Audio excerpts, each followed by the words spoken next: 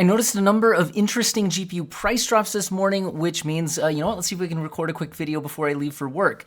One thing is the 6750 XT has dropped down to $300 even at Newegg. Now, you do need to click the Newegg Plus membership option to get the $20 off and hit that price, but I did check and Newegg Plus memberships are free, so it does not actually cost you any money. It's not like a monthly subscription or anything like that.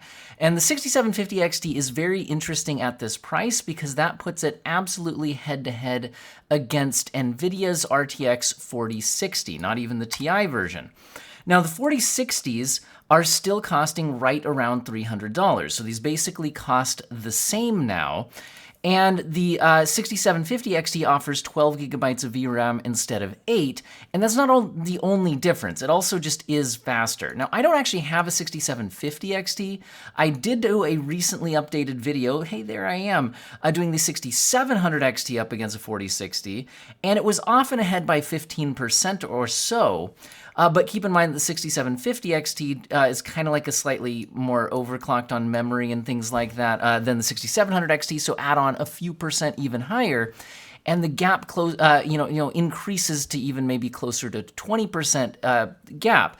Now, there's ray tracing and upscaling and all sorts of issues to talk about. This isn't a full review of the two GPUs, but I will say the 6750 XT is a very interesting product when stacked up against its 8 gigabyte NVIDIA counterpart. So I want to bring this to your attention. But what about the newer generation 7700 XT? This thing launched at $450 and was widely dismissed at that price. Since then, it has been officially discounted to, man, was it 420-ish, 410, 430? I don't know. AMD did some sort of official MSRP cut. But still at that price, it wasn't super exciting. However, today, just saw it as low as $380, which is the lowest new price I have seen on a 7700 XT. So far, I'm only seeing this particular model at that price. This one doesn't even seem to have any sort of promo code attached. It's just $380 for the 7700 XT.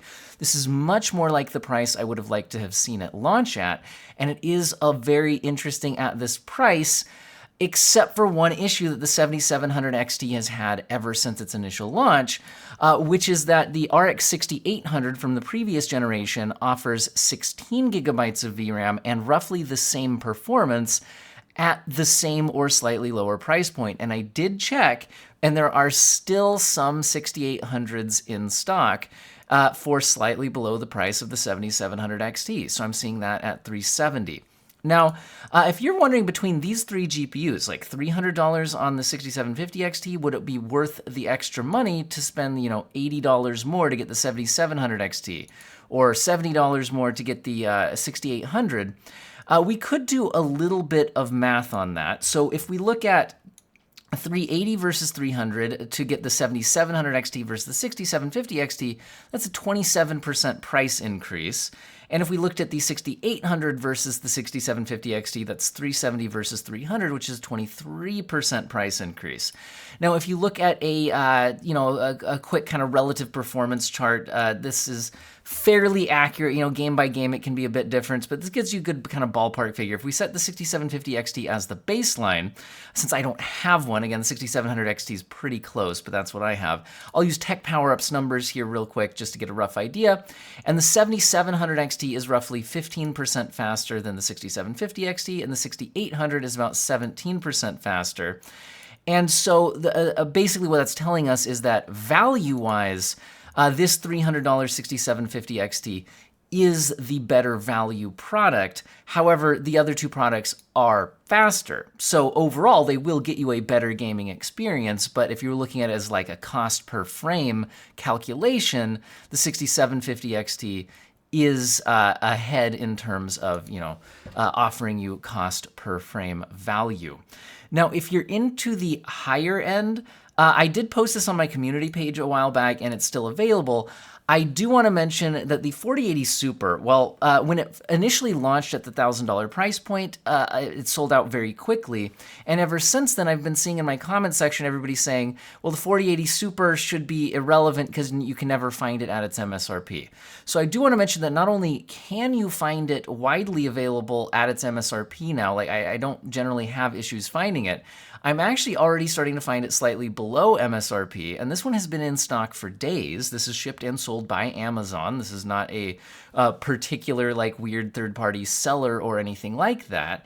And so, and like honestly, yeah, $10 off MSRP on a $1,000 product. I understand that that is kind of a meaningless discount. So this is more to highlight the fact that the 4080 Supers are now available at their MSRP. And again, just highlighting that this one is actually even a little bit below MSRP. And that's at least pretty interesting. Because when you look at the high end, if we look at something like the, again, the 4080 Super, again, you have a couple models available here at MSRP, some a little bit above. If you look at it compared to, you know, where's AMD stacking up, the XTX is getting forced down a bit in price relative to that, down to about $880. And I have seen it dip a bit below there. So it is putting some price pressure on the 7900 XTX, which is interesting. Anyway, so that's what I've been seeing today. Also, when I was hunting deals this morning, I did also see the a monitor deal that seems pretty interesting to me. A lot of you guys know I absolutely love OLED monitors, and I did see that on Amazon, this 240 hertz 1440p OLED. And again, because a lot of the OLEDs that are coming out now are 4K versions, or we've seen ultra wide ones. But honestly, it's a lot easier to drive a normal 1440p panel.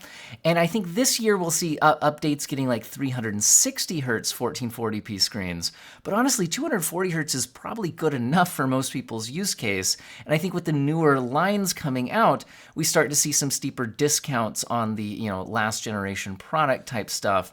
So I understand that $659 is still a lot of money for a monitor. But if you are in the market for a 1440p OLED monitor that hits 240 hertz, that type of thing, this one does look pretty interesting. I've seen some lesser known brands hit a little bit lower than this, like KTC and things like that. But as far as like a name brand like LG, this one is one of the lowest ones I have seen on all of that. So in general, I think the most interesting deal again is, and I think in most people's price range, was this $300 6750 XT, which is pretty interesting. Like I said, the step up here is not quite as good a value, but it is really nice to see the 7700 XT pricing starting to come down to probably where it should be. These would be stacking up against cards like the 4060 Ti from a price point range, which those are currently at around $385.